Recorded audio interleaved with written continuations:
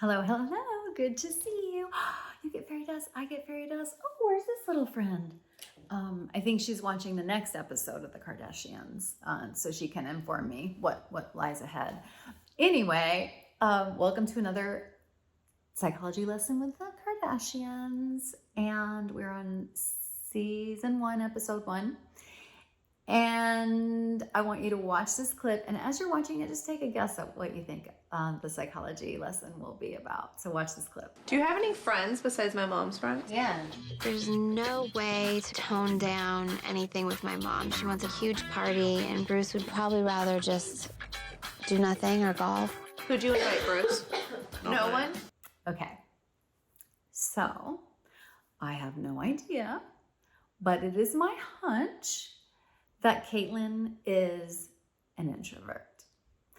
And I just wanted to touch on, because I'm sure we'll touch on it many more times, but the thing that I want you to take away is just the reaction around his way of being, which again, in my estimation, seems like introversion versus extroversion.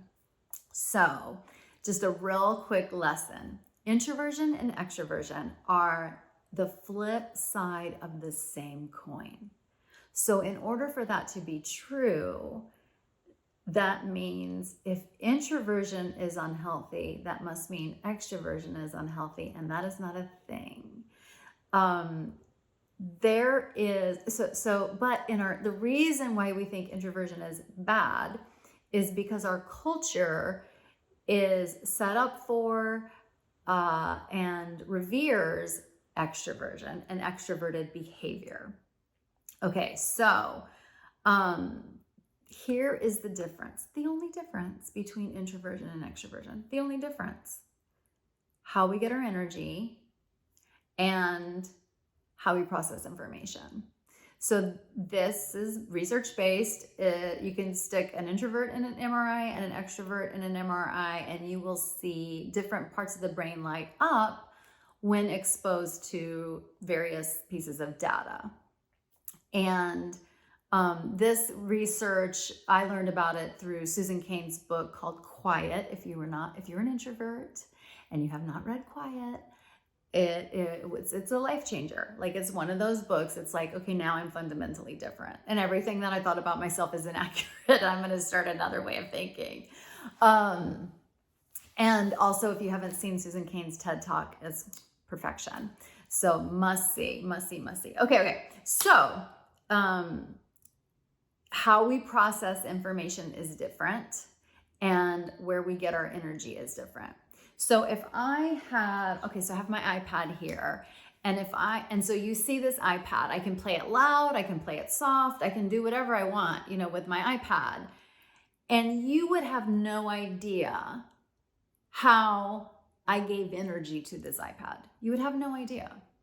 So if I were to somehow power it with electricity versus repower or recharge the battery with electricity versus solar power, like, you wouldn't know the difference. All you have to see is the iPad and what's going on in the iPad. Is it music? Is it TV? What is it doing? It doesn't matter. And so, but people shame.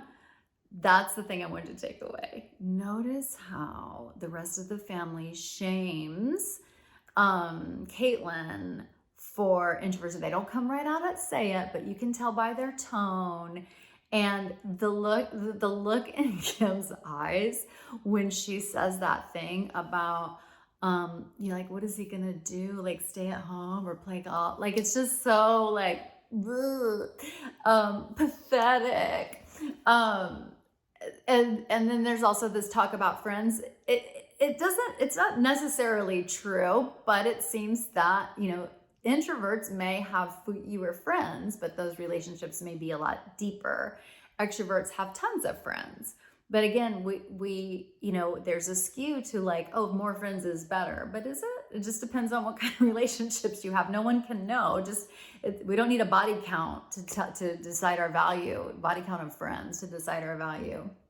So I'm an introvert, and I thought something was fundamentally wrong and broken in me since birth.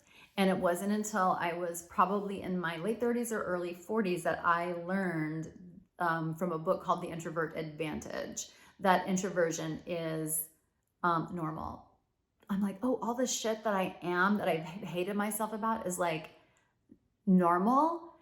And in that book, she talked about it was around 30% of people who thought that, that were introverts versus extroverts. Well, in Susan Cain's book, she says it's more like 50-50, the research that she's done on it. And so that means that's half of us, men, women, introverts, extroverts. The weird thing is like just with the iPad, we don't know how an introvert will present.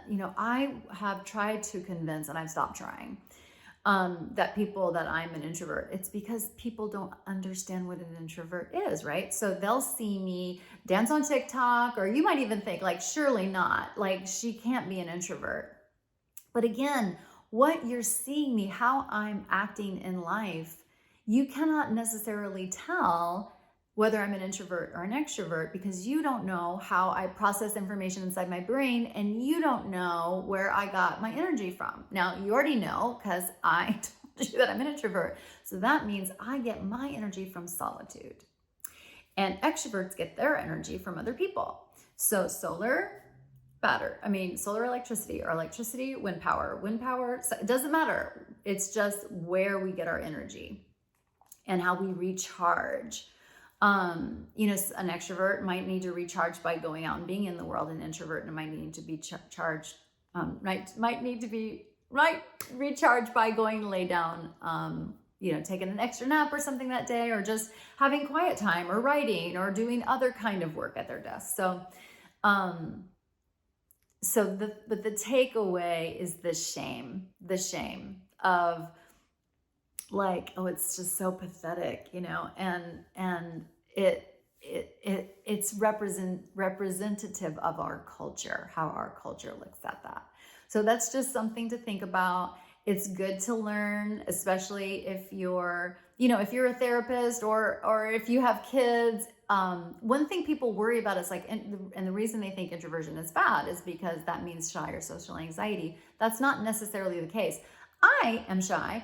I have social anxiety, but part of that is also because I was raised thinking something was wrong with me. And so I would try and it wouldn't work out. And then that became, my feedback. That became my Pavlov's dog, is like, it's not going to go well, because of how my brain works. And so over time, school after school, I changed schools a lot too, which wasn't the best for an introvert. That behavior just kept getting reinforced. And so I did become shy. But I'm so fascinated to find out what kids who are raised understanding that introversion is not just another kind of normal, but an awesome kind of normal, just different. How if they won't develop shyness or social anxiety or whatever, just because they're being raised a different way. So I hope that's helpful. I have a hunch that there's other introverts in the Kardashian clan. I have no idea necessarily, but it does seem like Kendall and maybe even Kylie, are just more on the introverted scale. I don't know what the DNA significance of how that's passed on or anything like that, but I can vouch that introverts have extroverted kids. And so it doesn't mean that just because Caitlin is their parent, that doesn't mean that necessarily they are. I'm just judging from behavior. And again, just as a reminder, like, I don't know the details. These are just hunches that I make based only on behavior. But I mean, you could cut the shame with scissors. It was so thick. So I hope that's helpful, and I'll see you next time.